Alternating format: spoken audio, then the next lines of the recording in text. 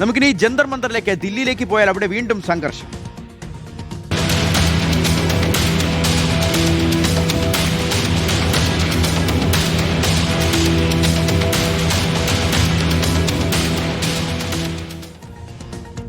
CJP സ്ഥാപകൻ അഭിജിത്ത് ദീപ്കെ കയ്യേറ്റം ചെയ്യാൻ ശ്രമം. അഭിജിത്ത് പ്രസംഗിക്കുന്നതിനിടയിലാണ് യുവതി ദേഹത്തേക്ക് മഷി കുടഞ്ഞത്. ജയ് ശ്രീറാം വിളിച്ചുകൊണ്ട് മഷി കുടയുകയായിരുന്നു എന്ന് ദൃക്സാക്ഷികൾ പറയുന്നു.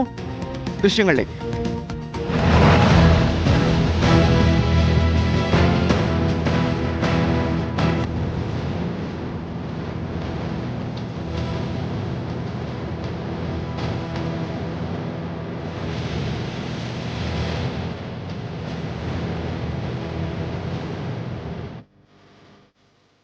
നിരാഹാര സമരത്തിനിടയിൽ പോലീസ് അറസ്റ്റ് ചെയ്ത സോനം വാങ്ചുക്കിനെ ഉടൻ തന്നെ ഡിസ്ചാർജ് ചെയ്യണമെന്നുള്ള ആവശ്യവുമായി ഭാര്യ ഗീതാഞ്ജലി ആഗ്മോ രംഗത്തെത്തുകയും ചെയ്തു. സഫ്ദർജംഗ് ആശുപത്രി മെഡിക്കൽ സൂപ്രണ്ടിന് ഗീതാഞ്ജലി കത്ത് നൽകിയിട്ടുണ്ട്. വാങ്ചുക്കിനെ സ്വന്തം താൽപര്യപ്രകാരമുള്ള മറ്റൊരു ആശുപത്രിയിലേക്ക് മാറ്റണമെന്നും കുടുംബത്തിന്റെ അനുവാദം കൂടാതെ വാങ്ചുക്കിന് മരുന്നോ ഭക്ഷണമോ നൽകരുത് എന്നും ഭാര്യ ഗീതാഞ്ജലി ജെ ആഗ്മോ വ്യക്തമാക്കി. അതിൽ പാലോട് ജന്തർ മന്ദറിൽ നമുക്കൊപ്പം ചേരുകയാണ്.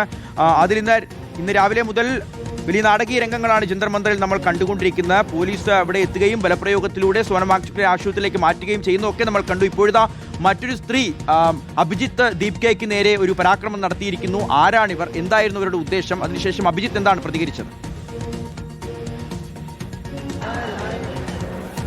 അല്പം മുമ്പാണ്, കൃത്യമായി പറഞ്ഞാൽ 1 മണിക്കൂർ നേരം മുൻപാണ് ഈ സംഭവം ഉണ്ടാകുന്നത്. അഭിജിത്ത് ദീപ്കെ വേദിക്ക് താഴെ സംസാരിച്ചു കൊണ്ടിരിക്കുകയായിരുന്നു. പ്രവർത്തകർ ചുറ്റുമുണ്ടായിരുന്നു.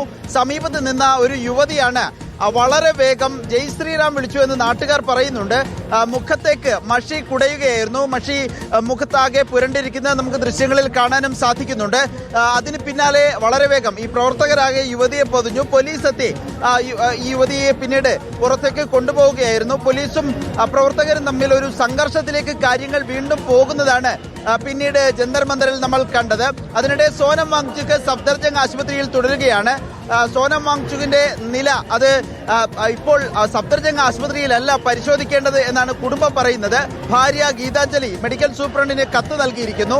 സോനത്തിന് താല്പര്യമുള്ള മറ്റൊരു ആശുപത്രിയിലേക്ക് സോനത്തിനെ മാറ്റണം എന്നുള്ള ആവശ്യമാണ് ഗീതാഞ്ജലി ഉന്നയിച്ചിരിക്കുന്നത്. ഇപ്പോൾ നൽകുന്ന ചികിത്സ തന്റെ അറിവോടുകൂടിയല്ല, തന്റെ അറിവോ സമ്മതമോ ഇല്ലാതെ ഭർത്താവായ സോനം വാങ്ചുക്കിന് ചികിത്സയോ ഭക്ഷണമോ നൽകാൻ പാടില്ല എന്നാണ് ഗീതാഞ്ജലി ആവശ്യപ്പെട്ടിരിക്കുന്നത്. അതേസമയം ഇപ്പോൾ കൂടുതൽ സംഘടനകൾ, പ്രസ്ഥാനങ്ങൾ സമരവുമായി രംഗത്തെത്തുന്നുണ്ട്. SFIയുടെ അഖിലേന്ത്യാ പ്രസിഡന്റ് മലയാളി ആദർശം സജി നിരാഹാര സമരം പ്രഖ്യാപിക്കുകയാണ്. അല്പസമയം കഴിയുമ്പോൾ CPIയുടെ general secretary MA Baby Jantar മന്ദറിലേക്ക്, ഞാനിപ്പോൾ നിൽക്കുന്നത് ജന്തർ മന്ദറിലാണ്.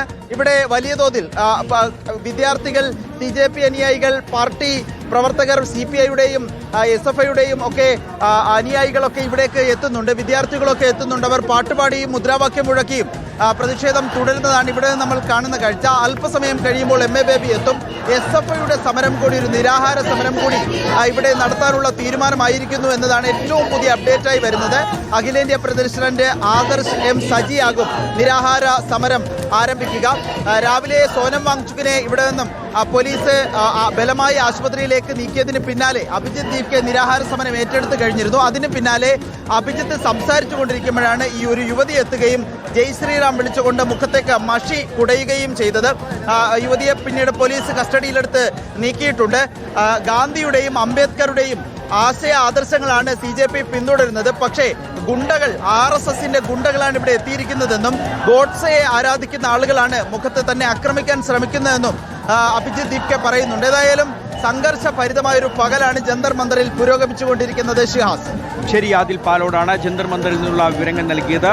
കേന്ദ്ര വിദ്യാഭ്യാസ മന്ത്രി ധർമ്മേന്ദ്ര പ്രധാന്റെ രാജി ആവശ്യപ്പെട്ടുകൊണ്ട് തുടങ്ങിയ ഒരു സമരം അതിനെ പൂർണ്ണമായി അവഗണിക്കുന്ന നിലപാടായിരുന്നു സ്വീകരിച്ചിരുന്നത്. ആദ്യഘട്ടം മുതൽ തന്നെ, അതായത് ഈ ഒരു സമരത്തിന് ആളില്ല എന്നുള്ളതായിരുന്നു കേന്ദ്ര സർക്കാരിന്റെ BJPയുടെയൊക്കെ പ്രധാനപ്പെട്ട കണ്ടുപിടുത്തം. പക്ഷേ ഇപ്പോഴത്തെ ആൾക്കൂട്ടം അവിടെയൊക്കെ ഇരച്ചെത്തുകയാണ്. കൂടുതൽ പിന്തുണ CJP നേടിയെടുക്കുകയാണ്.